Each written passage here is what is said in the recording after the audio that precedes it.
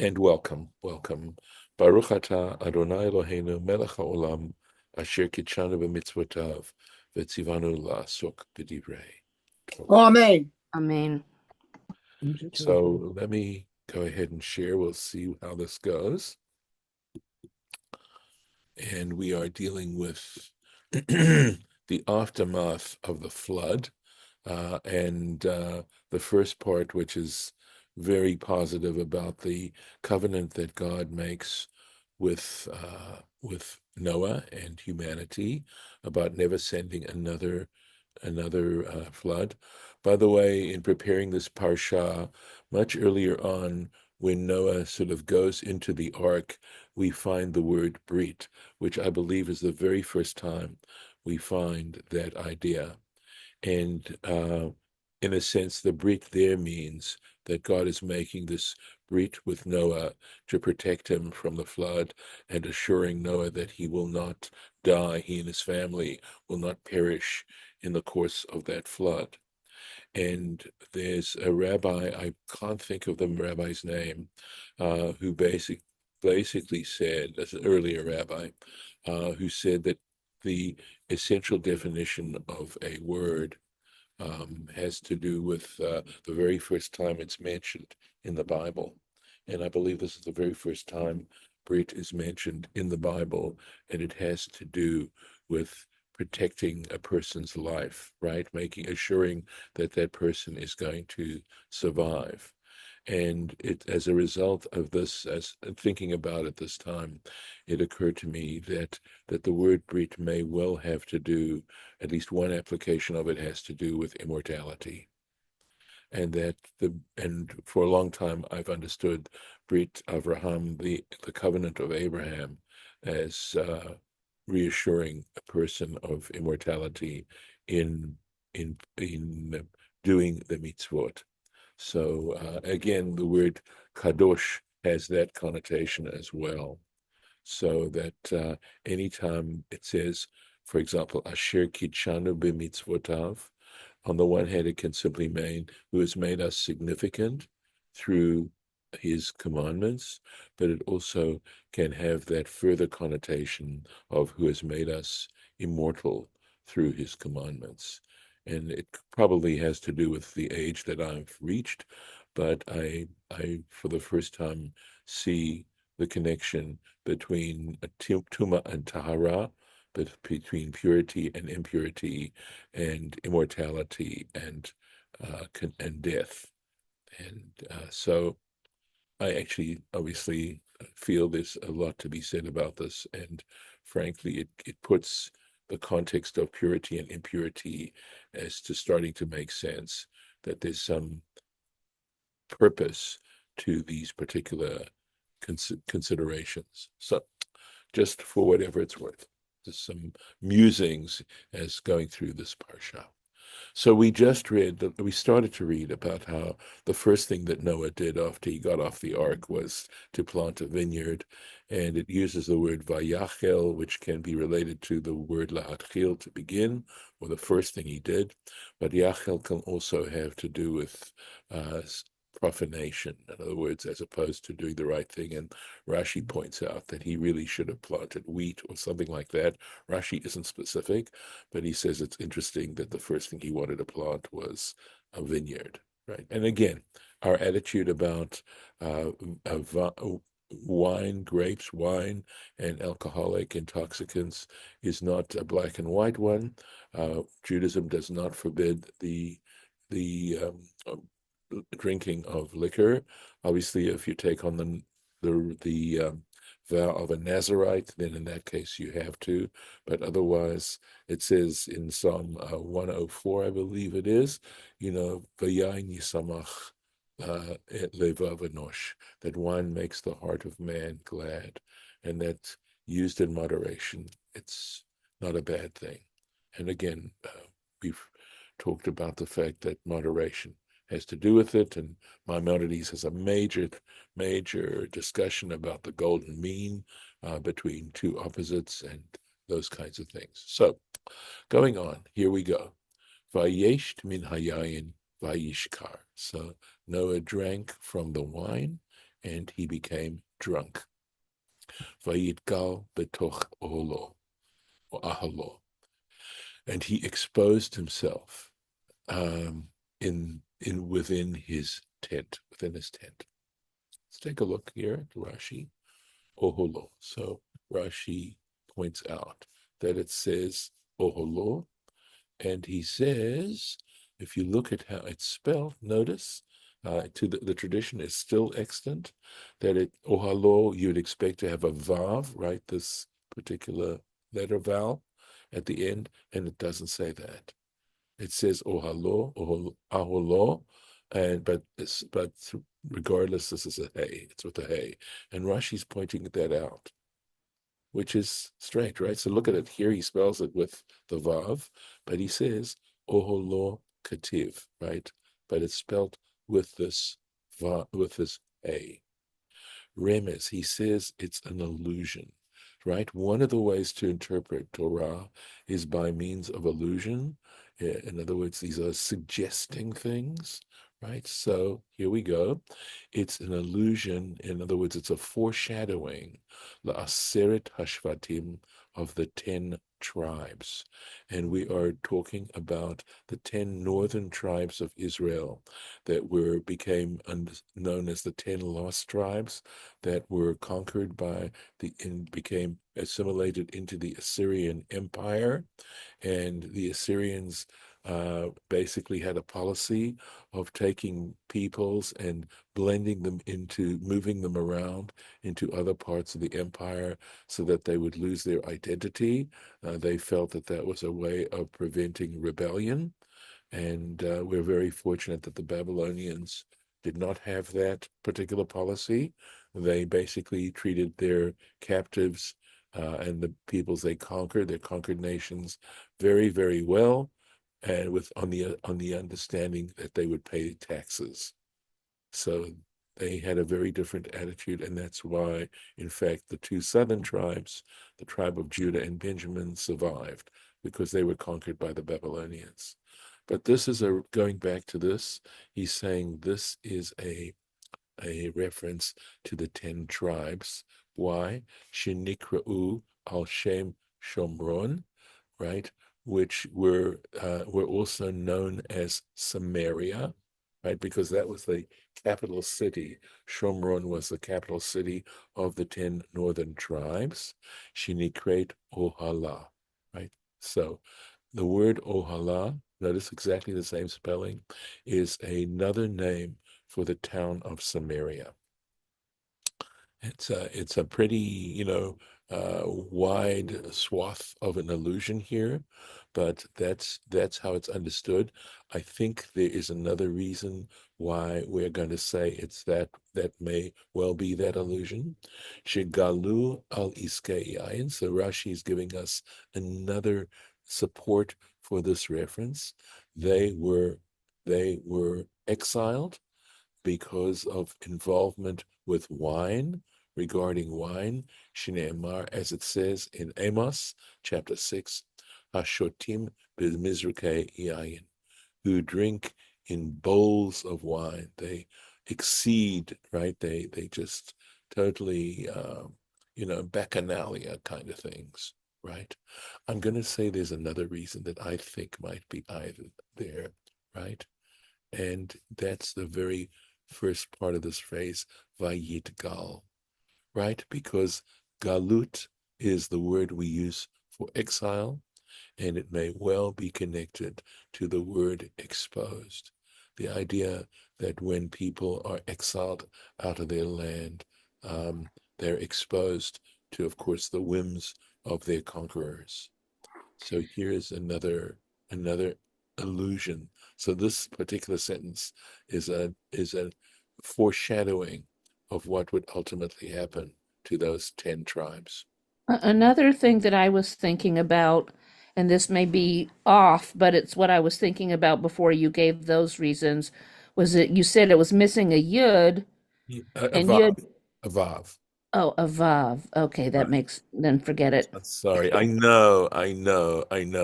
That usually is the way these things work. I mean, the truth is, Yeah. You're reflecting your experience. That is another way in which illusions work. But as you can see, this kind of one is somewhat convoluted. Somewhat. I think once you understand it, it doesn't feel so convoluted. But anyway, yeah, it's a vav that's missing. Instead, and a hey is replacing the vav, which is interesting, right? Vayitgal. So he takes this word, right? It is an unusual word. I didn't even know how often this word appears in the Bible. But anyway, he says, because Gala, the hay, could well drop off in this particular form of the way it occurs. So he says, Lashon vayitpael, right? It is a reflexive form. In other words, he exposed himself, right? That's the reflexive. Right. So to get dressed, in other words, to dress yourself is lehitlabesh, right? We have these constructions of verbs that have that connection, right? And the hitpael form is the reflexive form. Okay, going on.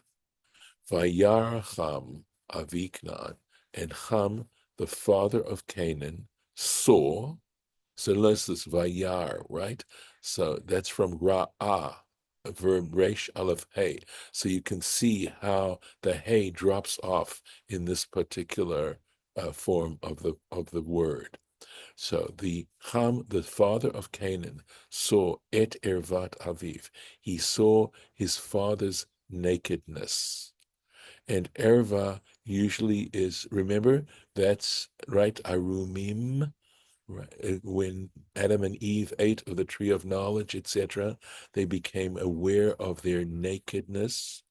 So it has obviously to do with one's organs of reproduction, right? In other words, he saw that the nakedness of his father, Vayaged lishnei echav pachutz, and he told, Haggadah, he told his two brothers outside the tent, I'm assuming, right?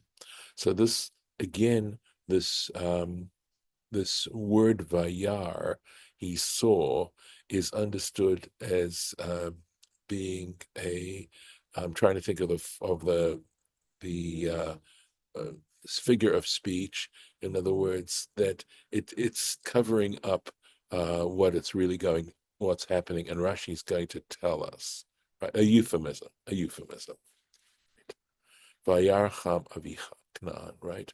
And Ham, the father of Canaan, saw. So, of course, immediately the question is, we know who Ham is. Why do we have to identify him as the father of Canaan? And this is Bereshit Rabbah. Yesh merabotenu omrim. There are those of our sages who say, right, Canaan Ra'ah, that Canaan was the one who saw Noah. Vehigid la'aviv, and he mentioned it, he told his father. Lachach huskar aladavar, and that is why he is mentioned regarding this incident, v'nit kalel, and he was cursed.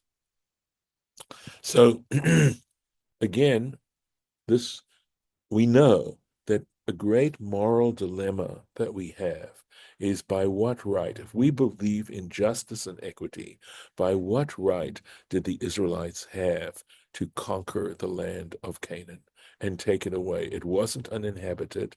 They were told to wipe out the Canaanites. And I think that, our tradition understands that as a moral dilemma, and that the Bible understands it as a moral dilemma. And we know that one of the first Rashis we read dealt with this particular issue. And you can see how to this day it is a moral dilemma. So interesting, right? So the way the Bible is going about trying to answer this moral dilemma is to say, you have to earn the land of Israel. You have to deserve such a sacred place, right? Who may ascend the mountain of the Lord, right? And clean hands and a pure heart, right? Who has not taken God's name in vain. It's one of the early Psalms, maybe Psalm 15, possibly, right? but it's saying you have to do that. And what's just about it is that the same standards that the Canaanites are being held to are going to be held to the Israelites as well, and perhaps even more. The only difference is that because of Abraham, Isaac, and Jacob, and being descendants of Abraham, Isaac, and Jacob, it's not extinction. It's not complete extinction, but certainly there have been attempts at our complete extinction. But unless the Israelites themselves, so the Canaanites, we have to understand this particular story implies a whole attitude about sexuality and the degree to which immoral behavior is a serious issue within the Torah. And that the Canaanites were involved in debauchery and bacchanalia and other kinds of practices, robbing, cheating, etc. And that's why they didn't deserve to live there anymore. There are also stories that, if you look at where that occurs, because it is the nexus of Europe, Asia, and Africa, we know that basically Ham is represented by Africa, and that those Canaanites who were in that area, okay, had possibly taken it away, because we do read how these Canaanites had actually taken it away from earlier nations. We know that in the Bible itself, it mentions earlier nations that were there before that the Canaanites took over. So it's there. But as I like to say, the title deed has to do with having a model society of righteousness. And remember what it says in that famous statement. I think it's from Micah, right? What doth the Lord require of you, right? To to do justice, to love mercy, and walk modestly in the sight of God, right before But God. we don't have a model society. No, we don't. We don't. Which is one reason why I think, I'm putting myself on the line as to why we have all these problems. And of course, I do not see and I do not equate at all the Palestinians with Canaanites. They're not. If anything, they're our brothers and sisters, if anything. And this is incredible tragedy. But that's part of the nature of having free will, that we have that choice. Yeah, right, Lauren. Right. Anyway, let's go on with this a little bit more. We'll finish this verse. Vayar et ervat aviv. So I said, this is a euphemism. He saw the nakedness of his father. Yesh omrim sarso. There are those who say that he castrated him. In other words, that Ham castrated Noah. Vayesh omrim riv'o. And there are those who say he had homosexual relations with him. And back then, they believed that if two men had homosexual relations, they essentially became sterile. Okay. I'm not here, of course, to defend or argue against or whatever, just saying that's what they understood. Whether there's any scientific evidence of that, I'm pretty sure there isn't, but who knows? I don't know. This is not my area of expertise. But I do know that both ways, right? And of course, the idea of, again, being involved, removing his sexual organs, or engaging in this particular sexual behavior. So, of course, that. Now, later on, Rashi will tell us, and we're not going to be able to do it this time around, that the reason Canaan did, or Ham did this, is because he didn't want to divide up the land any further. That he knew he was going to have to, in terms of his own patrimony, he was have to divide it just with his two brothers, and he did not want another brother to have to divide it with. And that was his motivation. And again, greed, right? Greed.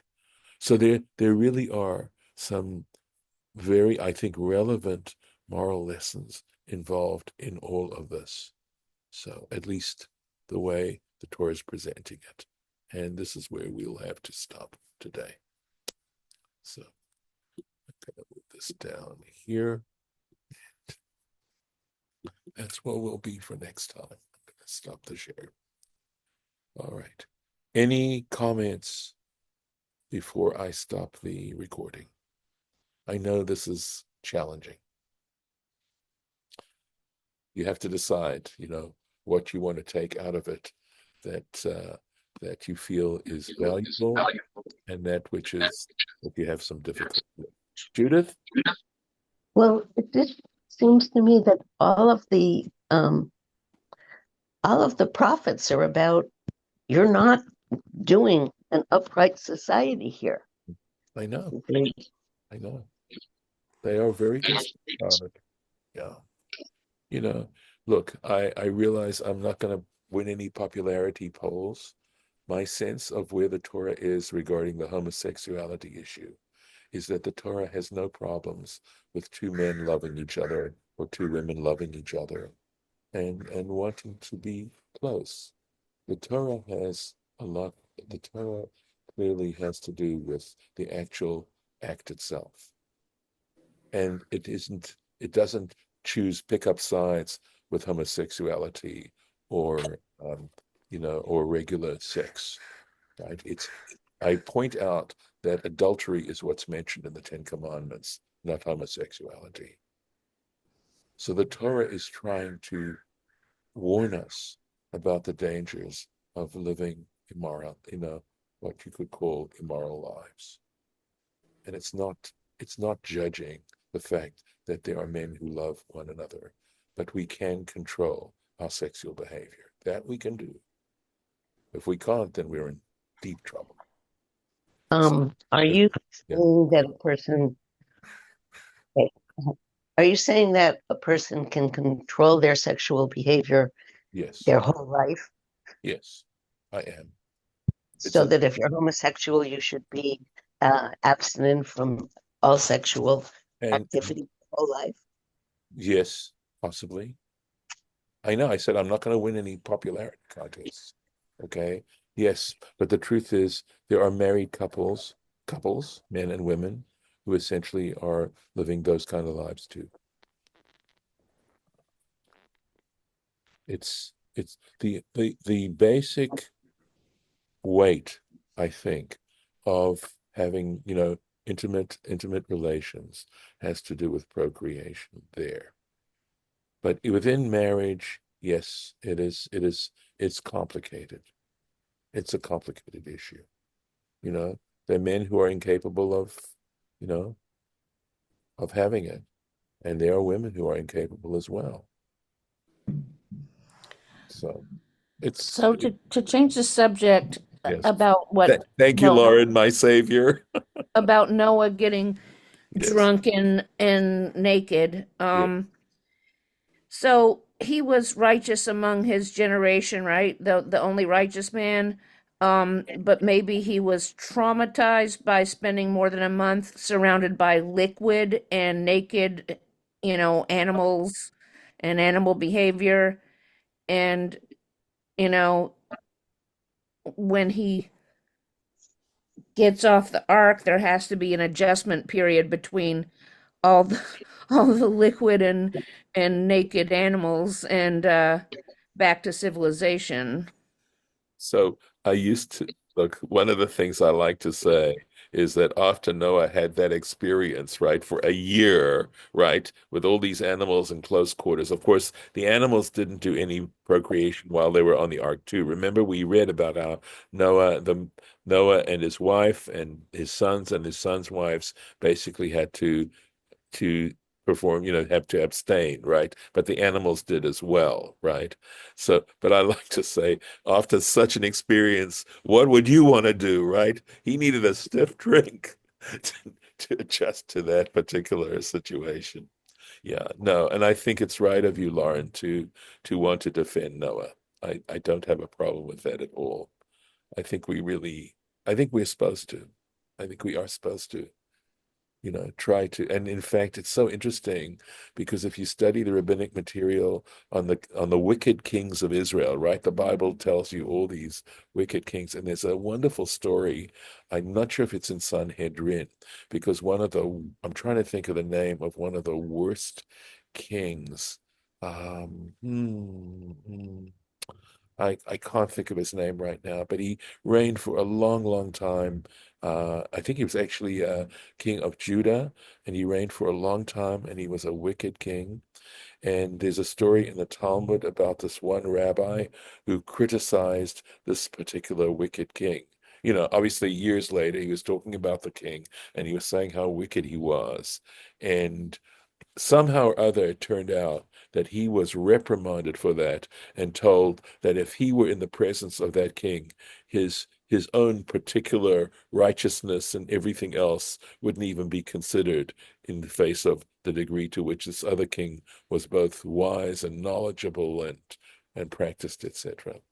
So there's a of not, really and truly. And I like to explain when the high priest, in the ritual of Yom Kippur, where the high priest has to bring an offering, and then on his behalf, on his behalf, and on behalf of his family and the Levites, etc., he has to bring a bull, but he has to just bring a goat to gain atonement for the Israelites.